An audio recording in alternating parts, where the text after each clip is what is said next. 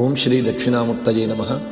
జగద్గురువులు ఆదిశంకరులు రచించినటువంటి దక్షిణామూర్తి స్తోత్రము అత్యంత పవిత్రమైనది. పిల్లలకు పెద్దలకు ప్రతి ఒక్కరికి కూడా విశేషమైనటువంటి ఫలితము ఈ యొక్క స్తోత్రం ద్వారా కలుగుతుంది. ఓం శ్రీ దక్షిణామూర్తయే నమః.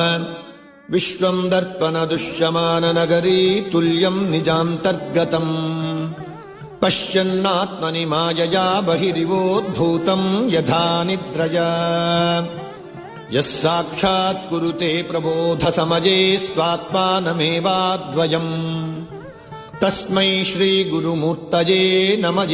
శ్రీ దక్షిణామూర్తయే బీజస్యాంతరివాంకురో జగదిదం ప్రాంగ్నిర్వికల్పం పునః మాయాకల్పితదేశకాలకలనా వైచిత్రచిత్రీకృతం మాయావీవ విజృంభయత్యపి మహాయోగీ వయస్వేచ్ఛయా తస్మై శ్రీ గురుమూర్తయే నమః.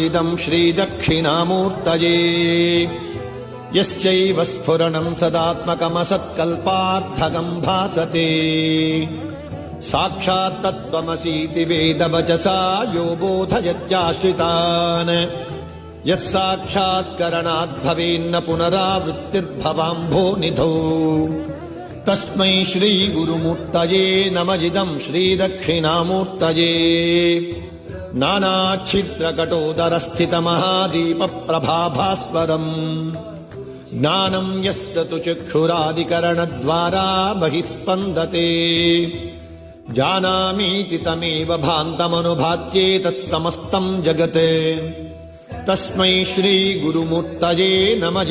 శ్రీ దక్షిణామూర్తయే దేహం ప్రాణమపీంద్రియాణ్యపి చలాం బుద్ధిం చ శూన్యం విదుః స్త్రీబాలాం భజటోపమాస్తహమితి భ్రాంతా వృషంవాదినః మాయాశక్తి విలాసకల్పితమహావ్యామోహ సంహారిణే తస్మై శ్రీ గురుమూర్తయే నమః.